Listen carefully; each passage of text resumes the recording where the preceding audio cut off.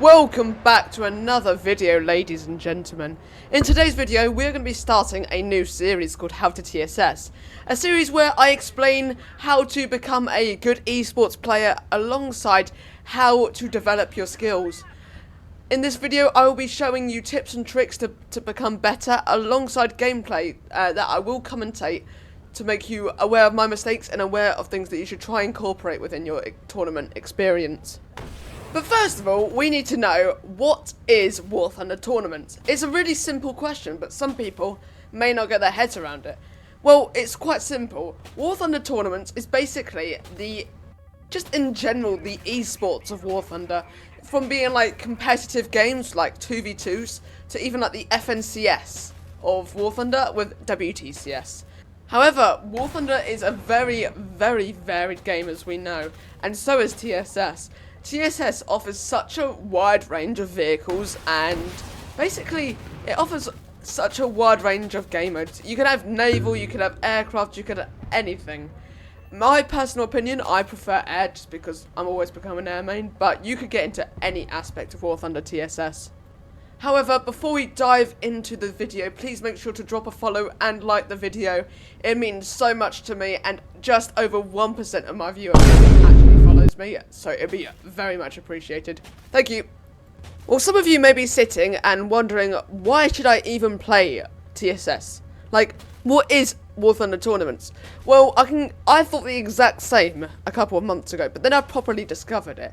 Tournaments gives you not only experience and better understanding of the game, it also gives you rewards. Like, I've earned probably like £20, £30 of golden eagles just from playing tournaments for like 2 months, which I think is crazy.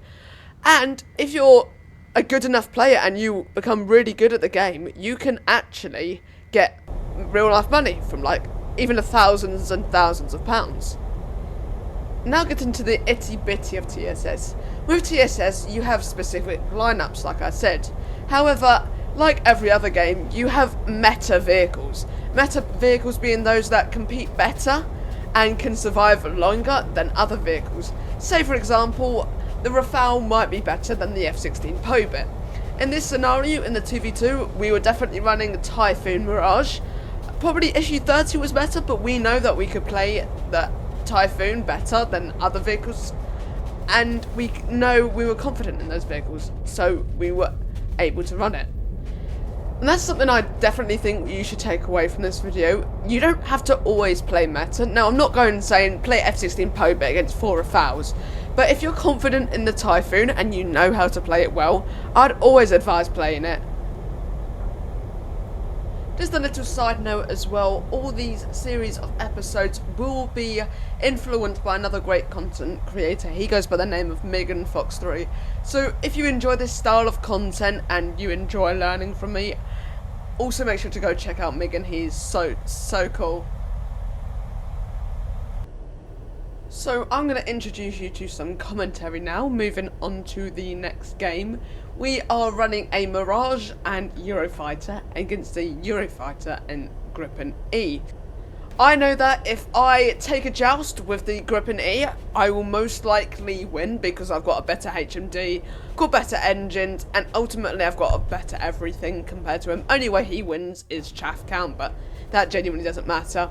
But as long as my Mirage wins the 1 and I win the 1, we are set to chill.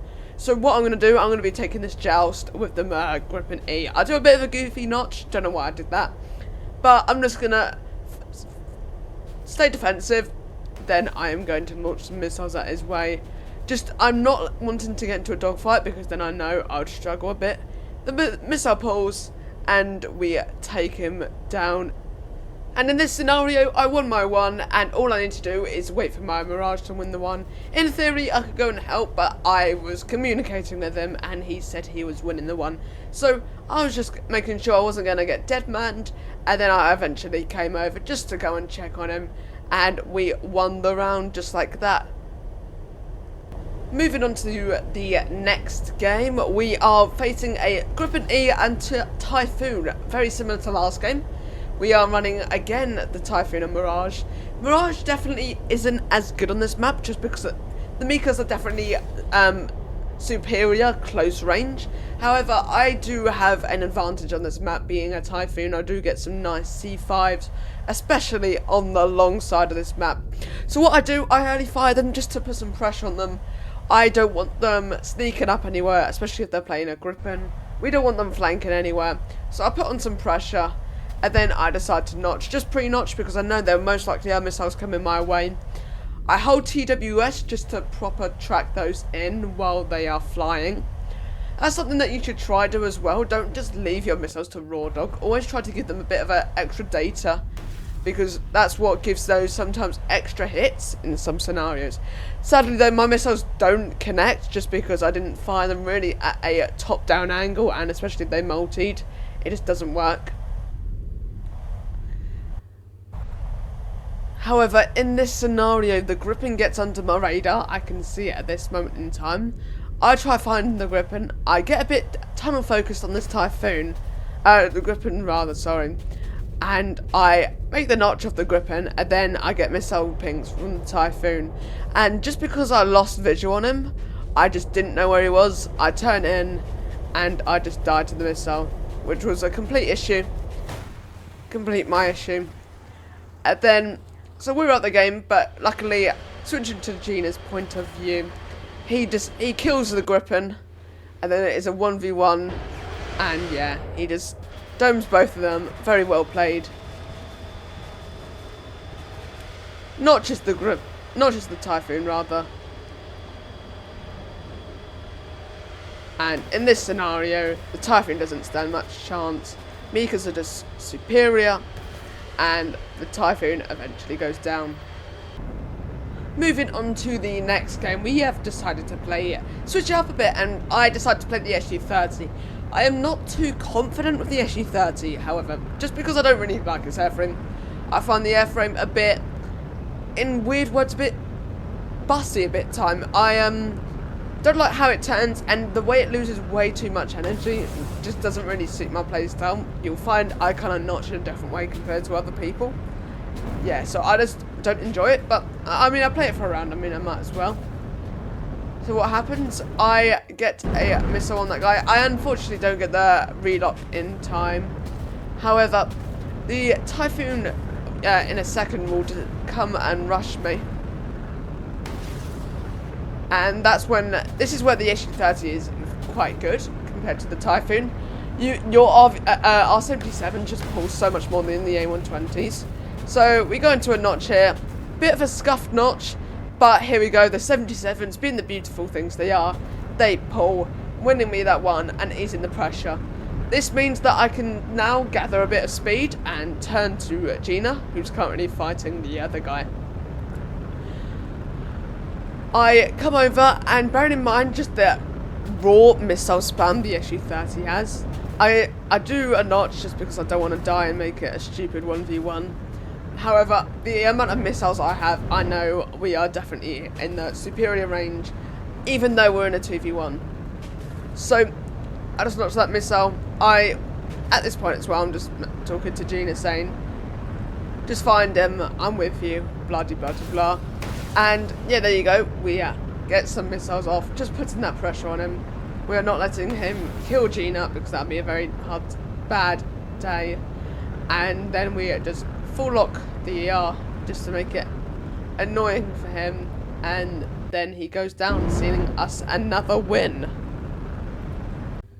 Moving on to the last and final game for this video, I can tell you guys, this was an absolute fuckfest. This was genuinely one of the weirdest 2v2s I have ever touched in TSS. You'll have a look at it in a second, but I'll give you a quick, sort of rundown what happens. We have a big joust, Gina dies, and then I nearly clutch a 2v1, and then I died to the most annoying way known to mankind.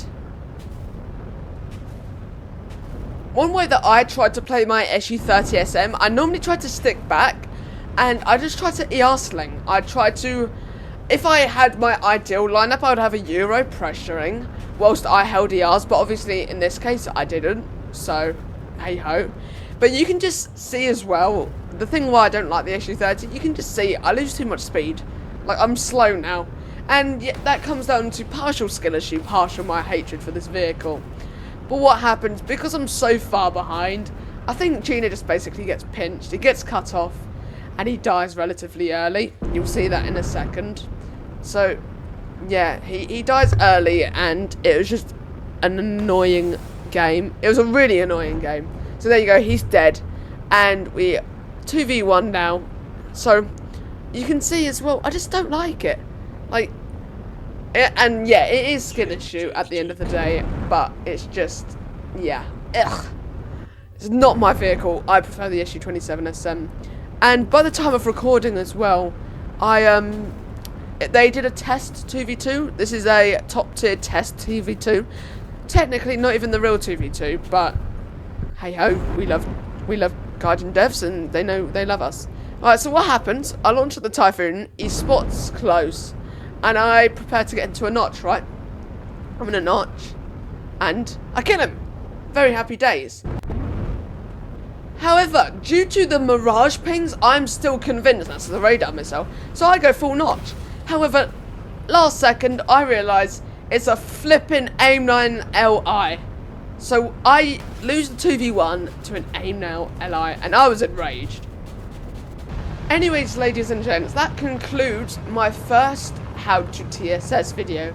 Please make sure to tell me if you like this series, if there's any improvements that you think I can make. Any feedback would be very, very much appreciated. I will see you guys later in a new video. Goodbye everyone, make sure to like and subscribe, and I'll see ya. Peace guys.